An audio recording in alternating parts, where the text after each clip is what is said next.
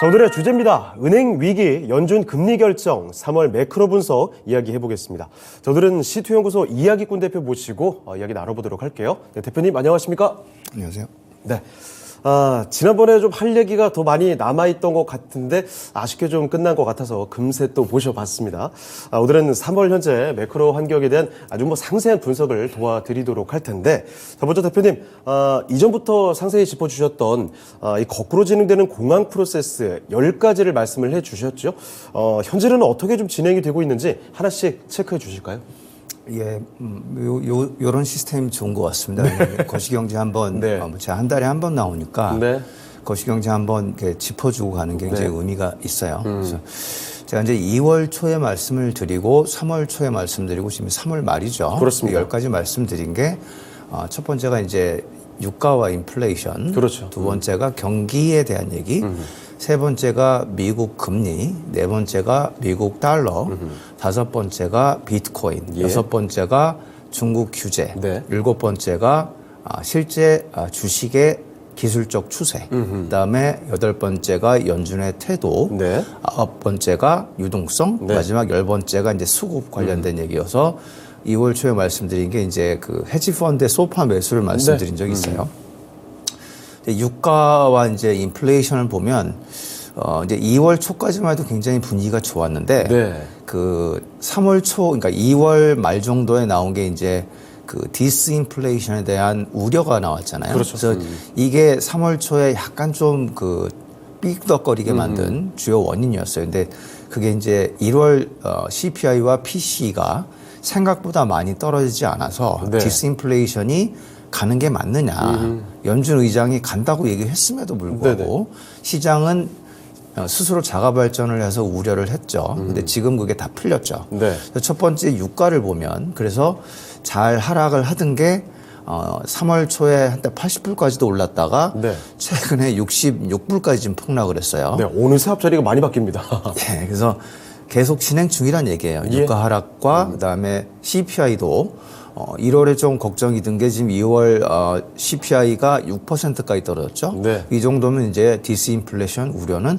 사라진 걸로 볼 수가 있겠어요. 왜냐하면 아직 연준 입장에서도 아직 거주비와 네. 거주비를 제외한 서비스 물가는 아직 살아있다라고 얘기는 함에도 불구하고 그렇죠. 디스인플레이션은 그래도 진행 중이다라고 파월 의장께서 직접 말씀을 하셨기 때문에 요건 이제 잘 진행되고 있다. 자, 두 번째 이제 경기 제가 2월 초에 말씀드릴 때는 경기 둔화는 불행히 아직 진행 중이다. 네네네. 그랬다가 3월 초에 이제 경기 회복의 조짐이 보인다라고 말씀드렸죠. 네, 좀 변화된 모습 말씀해 네, 주셨습니다. 지금 3월 말에서는 더 진행이 되고 있습니다. 네. 예. 첫 번째 가장 지금 한국 입장에서 코스피 투자자 입장에서 가장 중요한 것은 미국도 있겠지만 네. 중국의 경기예요. 그렇죠. 중국의 경기인데 중국의 경기를 가장 좌지우지하는 게 무엇이냐? 중국의 부동산이에요. 네. 다 필요 없어요. 중국 부동산만 보면 중국 경기는 쉽게 알 수가 있는데 그렇죠. 지금 작년 4분기에 바닥을 만들고 계속 상승을 하고 있어요. 그러니까 예. 상승을 한다는 게 뭐냐면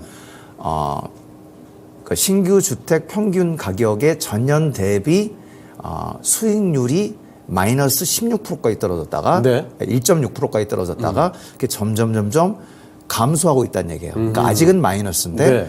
낙폭이 줄고 있다. 네, 줄고 있다는 거고 이런 추세로 가면 올해 한 3분기 정도면 네. 플러스 영역으로 올라갈 수가 있어요. 플러스 영역으로 올라간다는 얘기는 이제 중국의 신규 주택 가격이 상승한다는 얘기예요. 네. 이건 굉장히 큰 변화고 그렇죠. 그쯤 되면 이미 상당히 많은 게 변화가 있을 상황이기 때문에 너무 늦은 거죠. 네. 그래서 지금 이미 경기가 진행되고 회복이? 경기 회복이 이미 진행되고 있다는 점. 그 다음에 미국도 마찬가지예요. 미국 부동산도 이번 2월 기존 주택 판매량을 볼 때 급등하는 모습을 보였어요. 급등세를. 네. 근데 급등했다고 해서 지금 미국 부동산이 하락 추세에서 네. 상승 추세로 전환된다는 얘기는 아니에요. 하락 추세가 좀 덜해졌다는 거죠. 그렇죠. 그러니까 한 1, 2년 정도는 하락 추세가 지연될 것이라는 얘기예요. 네. 그러니까 그런 모습을 보이는 거고 지금. 그다음에 각종 소비 심리 지표가 네. 있다고 그랬죠. 미국, 유럽, 독일, 네덜란드 이번 주에 나온 게 독일과 네덜란드인데 전부 다 작년 4분기 이후 전부 상승을 하고 있어요. 그래서 경기 회복은 투자자들은 피부로 전혀 느끼지 못하시겠지만 네네. 상당히 많이 진행되고 있는 상황이에요. 이미 숫자로 이렇게 확인이 되고 있다는 그렇죠. 점이죠. 숫자로 말씀을 드리는 거니까. 예, 예.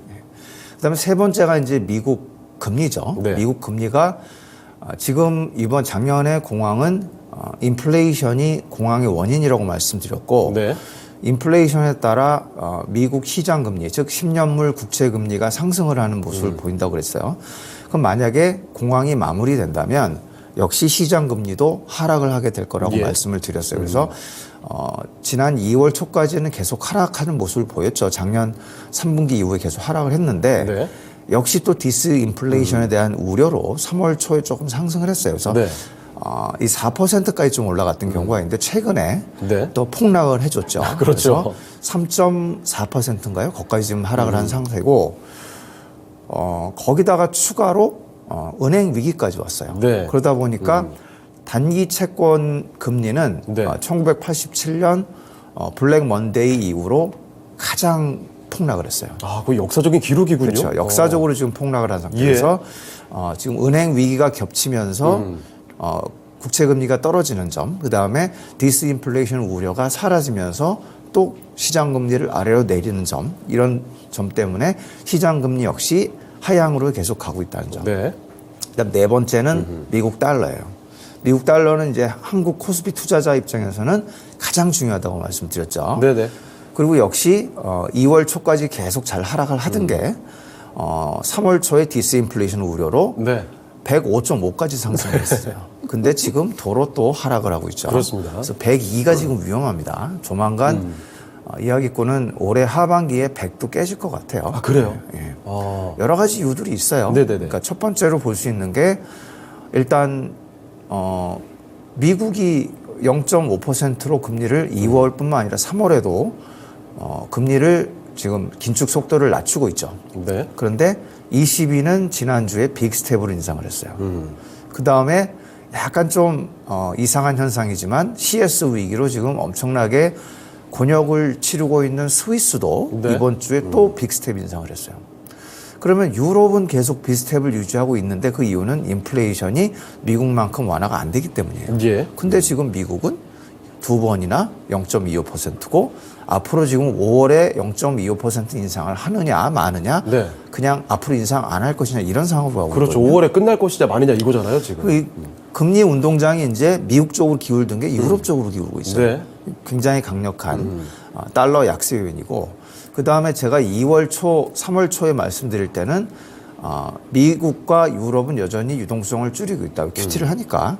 근데 영국, 일본, 중국은 유동성을 늘리고 있기 때문에 전 세계적으로 볼 때는 예. 유동성이 늘어나고 있다고 말씀드렸죠. 그런데 이번에 은행 위기 터지면서 미국도 유동성을 드디어 늘리기 시작했어요. 미국까지. 예, 그래서 BTFP 이따 말씀드리겠지만 그렇죠. 대출 프로그램에 의해서 지금 증가를 하고 있다는 점. 네. 그다음 세 번째는 계속 말씀드리지만 디스인플레이션 우려가 또 사라진 거예요. 그러니까 디스인플레이션이 진행 중이다. 그래서 시장 금리도 하락한다. 그렇기 때문에 이거 역시 달러 약세 요인이 되는 거죠. 그다음에 뭐 자잘한 걸 좀 보면 이제 골드가 지금 급등하고 있죠. 네. 골드 급등은 달러 약세 전조 현상입니다. 그다음에 마지막으로 우크라이나 전쟁도 소강 상태로 가고 있다는 점. 아, 요즘에 확실히 뉴스 자체도 잘 안 나오는 것 같습니다. 뭐 이제 관심이 별로 없죠. 네. 그래서 달러 약세로 가던 길 갈 것 같습니다. 그다음에 다섯 번째가 이제 비트코인이죠. 네. 비트코인이 작년에 계속 디레버리징을 일으키면서 멀쩡한 다른 주식까지 매도로 몰아갔다고 말씀을 드렸죠. 네. 근데 올해 1월에 급등하면서 그러니까 비트코인의 디레버리징도 이제 마무리된 걸로 본다고 말씀을 드렸는데 네. 역시 디스인플레이션 우려로 지금 1월, 2월에 좀 상승을 했어요. 그리고 이번에 SVP 파산의 사실 원인 중에 하나가 실버게이트라는 은행이 네. 있어요. 이게 가상화폐에 주로 이제 대출을 해주는 은행인데 거기가 청산이 되면서 네. 같이 문제가 생긴 부분이 있어요. 그래서 사실 비트코인이 먼저 선반응해서 하락을 하고 있었던 건데 SVP 파산이 문제가 해결도 되기 전에 예. 그 비트코인이 먼저 급등을 해버렸어요. 그럼 지금은 1월 초에 최고점 대비 한참 위에 올라와 있습니다. 맞습니다. 네, 그래서 지금 이미 말씀드린 대로 비트코인의 디레버리징은 이미 끝났다. 그래서 지금은 굉장히 가벼운 상태라는 거. 네. 그래서 아마 굉장히 많이 오를 겁니다. 비트코인도. 그렇지만 저는 투자는 하지 않아요. 네네. 그다음에 여섯 번째는 이제 중국의 부동산과 빅테크 규제라고 말씀드렸죠. 그거는 이제 변화가 없이 계속 진행되고 있어요. 특히 이번 양회에서도 네. 조금 그 예상보다는 기대에 좀 미치지는 못했지만 맞아요. 여전히 부동산 경기 부양 기조는 유지를 하고 있다는 점. 그 다음에 이제 일곱 번째가 미국 주식의 상승 추세예요. 네. 이번에 이 정도의 은행 위기가 났으면 사실은 굉장히 시원하게 하락을 해도 네. 이상하지 않을 자리죠. 근데 별로 하락도 하지 않았어요. 맞습니다. 예. 3,850 정도 잘 하다가 버텨주더라고요. 예, 지금 4,000 다시 육박을 하고 있어요. 네. 예. 한국도 2,400 이미 올라섰습니다. 예. 그래서 그 상승 추세 전혀 이상이 없다는 점. 그다음에 그 파생 상품의 그 변동성을 나타내는 빅스 역시 네. 굉장히 안정된 모습을 보이고 있어요. 그래서 문제가 없다는 점이에요. 그 다음에 이제 연준 말씀드린 대로 2월에도 0.25% 했지만 이번 3월에도 0.25%를 했고 앞으로 많아봐야 한 번 이상 올리면 끝이다. 그래서 역시 연준도 바뀌었다. 네. 유동성은 말씀드린 대로 지금 BTF 등이 지금 있어가지고 네. 유동성이 다시 지금 늘어나고 있어요. 좀 이따 말씀드리겠지만 예. 연준의 대차 대조표가 멀리서 보일 정도로 엄청나게 증가를 한 상태입니다. 네. 이렇게 업데이트를 해드릴 수 있겠습니다. 네, 알겠습니다. 큰 이상은 없는 상황으로 볼 수가 있겠습니다. 앞서서 2월달 그리고 3월 초에 출연하셨을 때만 해도 10가지 이 거꾸로 가는 공황 프로세스에 대한 이야기 상세히 전해주시면서 이야기 덧붙여 주셨는데 오늘도 역시 그 큰 흐름에 대해서는 크게 걱정할 필요가 없을 것 같다는 인식이 듭니다. 10가지 상세하게 좀 점검을 해봤고요. 자, 그러면 말씀해 주시는 중에 또 우리가 깊게 파고 들어가 봐야 될 만한 포인트 또 언급이 됐죠. 다름이 아니라 은행권의 리스크와 관련된 이야기를 해봐야겠습니다. SVB 파산이라든지 CS 위기, 은행권의 위기가 이렇게 갑자기 한 번에 쭉 나오니까 굉장히 좀 난리도 아니었습니다. 금융 위기로 진행되는 것이 아니냐. 앞서 2008년에 그런 위기들을 겪어봤기 때문이지 더 크게 예민한 반응들이 나왔던 것 같은데 이런 우려감들 좀 어떻게 보셨습니까? 일단 이거는 예견된 일이에요. 네. 왜냐하면 채권 폭락이 나오면서 네. 언제든지 좀 이런 문제가 나올 것은 예견된 문제다. 완전히 예상의 변수는 아니었던 것이다. 어디선가 터지게 돼 있는 문제였는데 또 안심할 점은 2008년과 비교할 만한 감은 또 절대 아니다는 거예요. 그 정도 우려는 뭐 너무 간 거다라는 거죠? 이미 지금 채권이 하락하면서 작년 10월부터 문제가 생겼어요. 네. 작년 10월에 영국 길트 때문에 난리가 났었잖아요. 심지어는 영국 수상이 그냥 바로 퇴진해 버릴 정도로 네. 큰 문제였고 나중에 들려오는 말에 의하면 그 영국 영란은행이 한바탕 큰일 날 뻔했다라고. 그래요? 될 정도로 조용히 넘어가긴 했지만 그랬죠. 그거 다 그 채권 때문에 생긴 문제고 이번 네. SVP 역시 마찬가지예요. 채권 때문에 생긴 문제고 CS도 마찬가지예요. CS 모두 지금 다 채권 폭락하고 연결이 돼 있는 문제이기 때문에 예견이 될 수 있었다. 하지만 이게 2008년 또는 1990년에 발생된 저축 대부제약, 그러니까 은행에 대한 문제죠, 둘 다. 그 비교를 할 수 있는 상황이냐?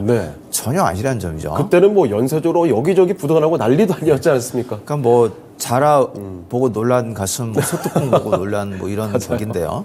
일단 지금 2008년은 어떤 일이 있었죠? 부동산 신용 경색이에요. 신용 경색 중에 제일 위험한 게 부동산입니다. 왜냐하면 부동산은 기본적으로 대출이 연결이 돼 있고, 맞습니다. 그다음 덩치가 크기 때문이에요. 그렇죠. 근데 부동산만 해도 위험한데 파생 상품까지 연결이 됐어요. 서프라임이라는 파생 상품에 의해서 파생 상품에 부실이 생겨서 무너지면 레버리지가 엄청나게 들어가 있기 때문에 답도 없는 거죠. 멀쩡한 다른 것들이 다 팔려야 돼요. 네. 그래서 사실은 리먼하고 이번 SVB하고 비교를 해보면 자산이 한 3배 정도밖에 차이 안 나요. 그래요? 네, 왜냐하면 리먼은 그 투자은행에선 4위였고 SVB는 상업은행 중에 16이었기 때문에 4위와 16인 차이가 많이 날 것 같지만 일반적으로 상업은행의 자산 규모가 크기 때문에 리먼이 3배밖에 안 많았어요. 그래서 이런 우려감들이 언뜻 처음에 나왔던 거군요. 그렇죠. 처음에는 이 3배밖에 안 되니까 큰일 나겠네 했는데 어. 파생 상품과 부동산 신용 위기였다는 거를 간과한 거죠. 왜냐하면 그 리먼은 그것만 무너지면 상관이 없어요. 근데 네. 그 엮여 있는 부동산과 엮여 있는 파생 상품이 무너지기 때문에 네. 3배가 아니라 수백 배가 되는 거예요. 근데 SVB는 그냥 채권 그 미실현 손익이 장부에 드러나면서 네. 뱅크런이 난 거에 불과하거든요. 신용 경쟁도 없고 그 다음에 부실 자산도 없어요. 네. 다 그냥 미국 국채인데 평가 이익이 떨어져서 그렇게 된 거기 때문에 비교를 할 수 있는 상황이 아니다. 저축 대부 사태도 그래요. 1990년 저축 대부 사태도 전부 부실 자산, 부실 그 대출에 대한 문제였는데 네. 이번 역시 SVB는 다 우량 자산을 가지고 생긴 문제이기 때문에 그렇죠. 전혀 문제가 없어요. 지금 신용 스프레드나 은행 연체율을 보면 잠잠해요. 네. 전혀 문제가 아닌 상황이기 때문에 걱정하실 이유가 없다. 네. 그리고 그것도 있지만 지금 미국 연준과 재무부, 그다음에 스위스 금융당국은 이제 전 세계적으로 가장 우수한 금융기관이라고 알려져 있는데 이번에 그들의 진가를 유감없이 다시 한번 드러낸 거예요. 네. 지금 어떻게 됐습니까? 5가지 정도 조치가 있어요. 조치들 정말 발빠르게 취했죠. 은행 위기를 잠재우는데 5가지 조치 정도가 있었다고 보는데 첫 번째가 이제 젤 할인 창구라는 게 있고요. 네네. 두 번째는 은행 예금 무한대 보장. 네. 무한대는 아니죠. 그쪽 보관. 세 번째가 이제 BTFP란 예. 그 대출. 네 프로그램. 번째가 달러 수합 확대. 네. 다섯 번째가 UBS의 CS 인수라 보수가 있다고 네네. 그랬죠. 근데 이게 도대체 얼마 만에 일어난 일입니까? 3일 만에 끝났어요. 네. 특히 CS 같은 경우에는 이틀 만에 끝났어요. 그것도 네. 주말에. 저는 솔직히 말씀드리면 한국 당국들이 지금 뭐 하는지 모르겠어요. 지금 한국이 그 무역 수지 적자가 네. 1년 내내 나타나고 있는 건 IMF 이후에 지금 최초에 일어난 일이에요. 그 정도입니까? IMF 최초예요. 예. 근데 아무 일도 안 하고 있어요. 아하. 네. 1년 작년 중반 이후부터 문제가 지금 불거지고 있는데 아무 일도 안 하고 있어요. 근데 지금 스위스 당국하고 네. 미국 연준 재무부는 지금 FP 프로그램하고 예금 문제 이런 거 지금 해결하는데 딱 이틀 걸렸어요. 그 다음에 마치 미리 대비를 하고 있었던 양. 그렇죠. CS가 문제 터지자마자 예. 잽싸게 UBS 불러가지고 주말에 그것도 네. 빡 해가지고 다음날 월요일이 증시가 열리기 전에 해결 다 해버렸어요. 네. 주말 이틀 동안 끝내버린 거예요. 그래서 지금 아무 문제가 없는 거잖아요. 그게 만약에 없었으면 사실 제가 아까 말씀드린 대로 리번이나 1990년대 저축 대부 조합과 비교할 만한 깜은 아니지만 네. 그래도 은행 위기 아닙니까? 그래서 한 달 정도는 괴롭힐 줄 알았거든요. 근데 이 우수한 금융 당국들 때문에 그나마도 없었던 거죠. 네. 그래서 한국 당국들이 좀 정신을 차려야 된다고 생각을 하고요. 예. 이 5가지 하나씩 좀 보면 네, 먼저 살펴보도록 이제 하죠. 그 재할인 창구라는 게 이제 디스카운트 윈도우라는 거예요. 네. 보통 이제 상업은행이 미국 연준의 90일 정도 만기로 대출을 받는 건데 네. 이게 이제 SVB가 문제가 터지니까 뱅크런이 발생을 했잖아요. 그렇죠. 근데 그때는 아직 BTFP가 없었어요. 그래서 일단은 디스카운트 윈도우로 대출을 받은 거예요. 왜냐하면 그렇죠. 뱅크런을 막아야 되니까. 네. 그래서 어느 정도 받았냐? 무려 3일 만에 1,590억인가? 1,530억 예. 유동성이 그냥 나왔어요. 그게 평소에 비해서 굉장히 많은 수준이라고 볼 수 그렇죠. 있는 거죠? 그 전주에는 3, 40억 불밖에 안 됐어요. 이거 단위가 많이 달라졌네요? 한 자리가 아니라 2자리가 더 늘었습니다. 그뿐만 아니라 2008년에 최고치를 쳤을 때 네. 1,100억 불밖에 안 됐어요. 그거보다 더 많이 유동성이 2020년 초에 플래시 크래시로 예. 엄청나게 문제 생겼을 때도 500억 불밖에 안 나왔어요. 근데 이번에 예. 1,530억 불이 불과 2, 3일 만에 나온 거예요. 그러니까 이제 연준이 이걸 보고 깜짝 놀란 거죠. 큰일 났다 이거. 그래서 그 다음날 바로 BTFP를 가동을 한 거예요. 뱅크런 막기 위한 프로그램이죠. 그렇죠. 그래서 그게 뱅크 텀 펀딩 프로그램이잖아요. 그래서 그게 뭐냐면 너네들이 갖고 있는 채권이나 국채나 MBS를 담보로 네. 무려 1년이나 대출해 줄게. 네. 이런 얘기예요. 근데 이제 이거를 제가 볼 때는 거의 스텔스 QE5라고 보고 있어요. 네. 왜 그러냐면 국채나 MBS를 평가를 해서 대출을 줄 거 아닙니까? 네네. 근데 시가가 아니고 액면가로. 네. 지금 뭐 거의 뭐 두세 배가 폭락을 한 상태인데 네네.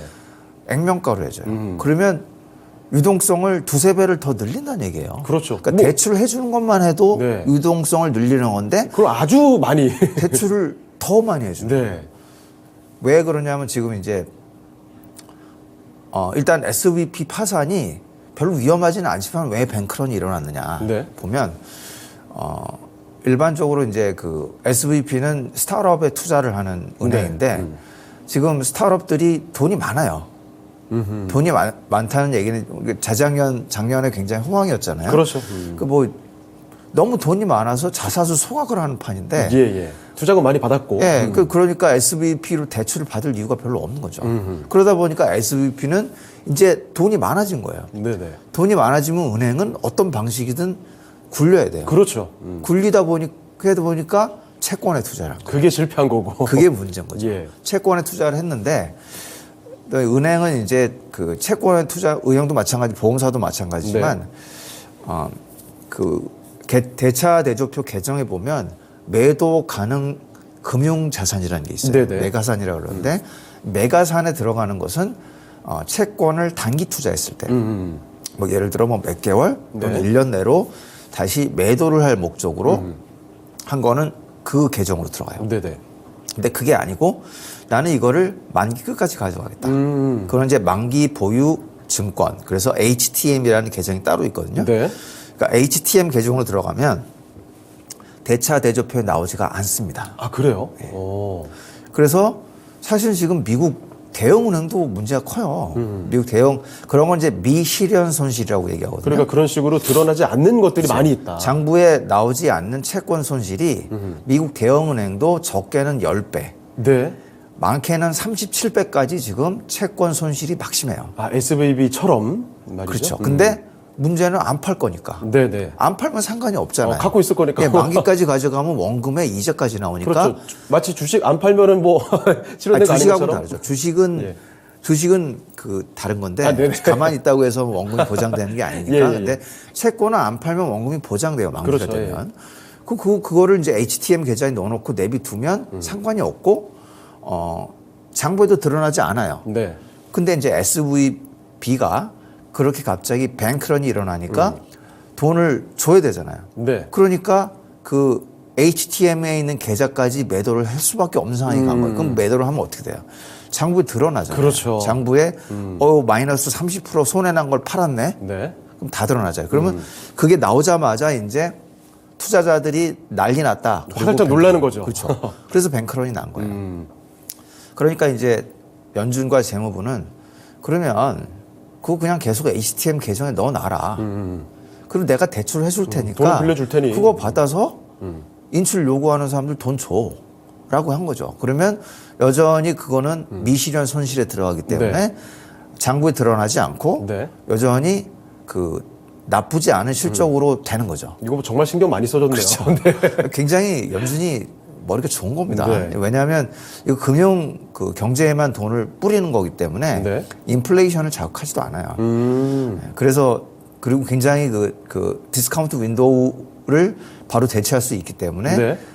나쁘지 않은데 문제는 이제 이게 그 시가가 아니라 액면가로 평가를 하기 때문에 거의 스텔스 양적 완화 5 정도라고 볼 수가 있는 예. 상황이고요. 그다음에 2조 정도 지금 얘기가 되고 있는데 2조 달러가 전풀리지는 못할 겁니다. 네. 왜냐하면 그 2조 달러는 이제 지방은행이 갖고 있는 채권이 대충 2조 달러이기 때문에 그렇게 얘기한 건데 그게 다 풀리려면 지방은행들이 모조리 뱅크런이 나야 되잖아요. 그러니까 뭐 사실은 현실적으로 불가능한 얘기예요. 근데 그렇게 립 서비스만 하면서 나는 언제든지 유동성을 투여할 준비가 돼 있으니 쓸데없이 뱅크런 안 하셔도 돼요. 그러니까 진정시키는 거죠. 그렇죠. 지금. 그래서 돈을 풀지 않으면서 돈을 푼 효과를 내는 거죠. 그래서 이게 그런 측면에서 의미가 있다고 볼 수가 있는 거죠. 예. 그다음에 이제 예금이 이렇게 있고, 그다음에 이제 네 번째가 그다음에 이제 그 아까 1,530억 정도 네네. 디스카운트 윈도우에서 대출이 됐다고 했죠. 예. 그다음에 그 BTFP가 가동되고 네. 이번 주 초까지 한 150억 정도 나갔다 그래요. 네네. 그러니까 생각외로 별로 나가지는 않죠. 그러니까 벌써 연준의 립 서비스가 성공했다고 볼 수가 있어요. 네네. 나는 양적 완화 얼마인지 할 준비가 돼 있는데 별로 150억으로 끝난 거예요 지금. 네네. 그럼 다 합치면 1,650억 정도 나간 거예요. 네. 일주일 사이에 1,650억 불의 유동성이 증가한 거예요. 그리고 연준의 대차 대조표를 프레드 같은 데서 뽑아보면 이렇게 감소하다가 푹 올라가 있어요. 그죠? 근데 이게 얼마나 골 때리는 얘기냐면 지금 작년 6월부터 올해 2월까지 미국 연준이 QT 한다고 얼마를 유동성을 흡수를 했냐면 네. 불과 5천억 불밖에 안 돼요. 긴축한다고 해놓고 9개월 동안 5천억 불 기축했는데 지금 일주일 사이에? 동안 1,650억을 도로 풀었어요. 어떻게 되는 겁니까 이게 지금? 그러니까 되게 그래서 골 때린다고 말씀드린 한쪽에서는 QE하고 한쪽에서는 QT하고 또 한쪽에서는 영래포하고 그러니까 약간 좀 그렇죠. 이쪽에서 돈 풀고 이쪽에 돈 빨고 이런 거 아닙니까 지금? 그래서 이제 한 개만 봐가지고 판단하기가 어렵다는 거예요. 네. 유동성은 여러 군데를 좀 봐야지 조합적으로 판단할 수 있다는 점. 네. 또 연준뿐만 아니라 또 유럽, 영국, 일본, 중국까지 다 봐야 네. 되기 때문에 아, 조금 복잡한 복잡하군요. 측면이 예, 있어요. 예. 그다음 이제 네 번째가 뭐냐면 달러 스왑을 통해서 예.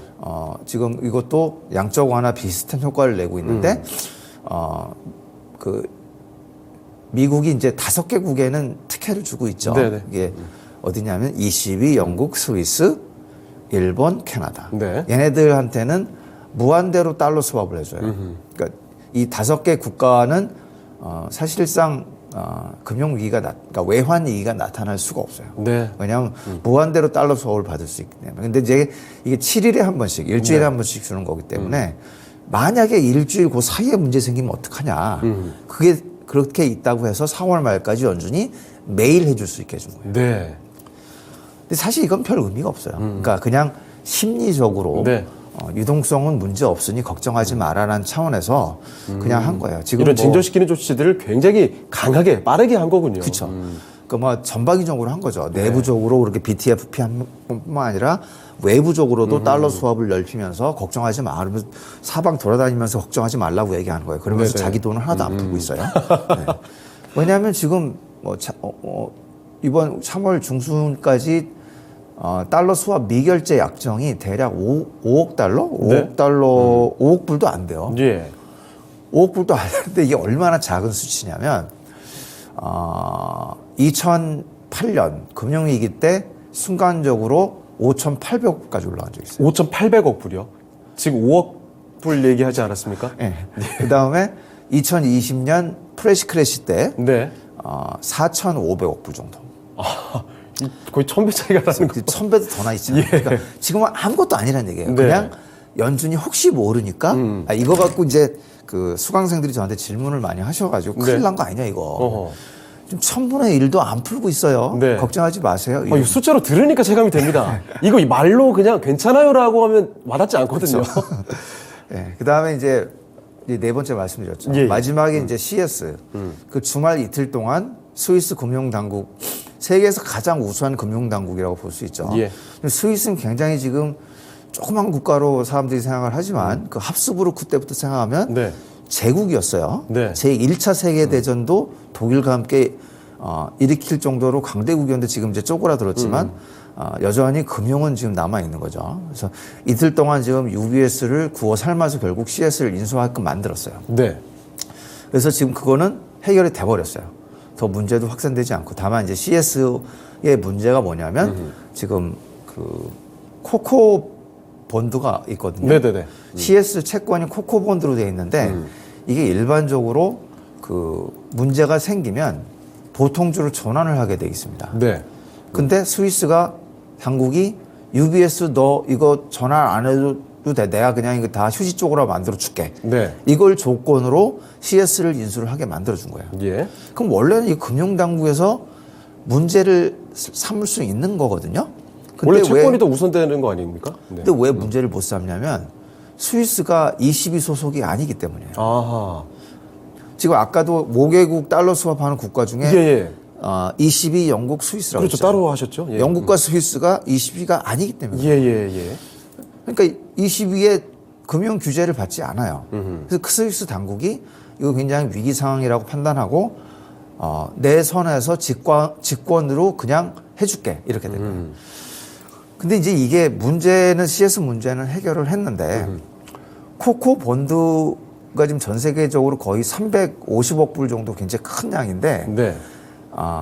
신용 문제를 일으킬 수가 있어요. 한 군데에서 이미 한번 문제가 생기면 이거 보통주로 전환을 안 해줄 수도 있네. 지금 여기 첫 사례 아닙니까? 이거 이렇게 첫 사례예요. 큰 거는? 그러면 만약에 다른 국가에서도 자기 상황이 안 좋아지면 그냥 다 휴지적 만들어 볼 수 있겠네. 그러게요. 다 생각해버리면 어떡해? 그래서 골드만삭스가 이제 코코 본드는 끝났다. 네. 그렇게까지 이야기를 했습니까? 앞으로 예. 이번에 CS 사태가 본드런이라고 예. 얘기하죠. 이런 거는 어허. 본드런까지 가지는 않는다 하더라도 네. 신규 자금 조달을 코코 본드로 하는 건 거의 불가능할 거다. 네. 그래서 신용적으로 좀 문제가 생겨서 이제 네. 코코 본드는 거의 끝난 게 아니냐. 사실 코코본드 처음 이게 나온 것도 2008년 금융위기 이후 아닙니까? 그런데 비슷한 위기 터지자마자 오히려 무용론이. 어찌됐든 그건 지역적인 문제가 될 것 같습니다. 예. 어쨌든 CS 문제가 봉합이 됐기 때문에 네. 그래서 이런 5가지로 은행 위기가 지금 거의 끝났다고 볼 수가 있어요. 물론 아직 조금 남았죠. 네. 퍼스트 리퍼블릭 같은 데서 이제 그 문제를 여전히 일으키고 있기 때문에 지금 골드만삭스나 제넷 옐런 재무장관이 나서가지고 봉합을 하고 있지만 시간이 흘러갈수록 바로 해결이 될 거라고 보고 있습니다. 네, 알겠습니다. 자, 은행 위기에 대한 아주 상세한 설명까지 이야기를 들어봤습니다. 참고를 해보시면 좋을 것 같고요. 자, 오늘 도움 말씀 주신 이야기꾼 대표는 오늘은 여기서 좀 인사드리도록 하겠습니다. 네, 대표님 오늘 말씀 고맙습니다. 감사합니다. 자, 오늘 이렇게 또 시투연구소 이야기꾼 대표 모시고 현재 시장의 거대한 흐름에 대한 이야기, 특히나 요즘에 불거졌던 은행권 위기에 대한 자세한 이야기를 전해드렸습니다. 참고를 해주시길 바랍니다. 자, 그러면 오늘 저희는 여기서 이야기를 여기 마무리해보도록 하겠습니다. 이렇게 저희 투자 판단에 도움될 만한 많은 내용들 전해드렸습니다만 특정 종목의 상승과 하락까지 보장하지는 않습니다. 이 점 꼭 기억해 주시고요. 저희는 다음 주 월요일 이 시간에 다시 뵙도록 하겠습니다. 시청해주신 여러분 고맙습니다.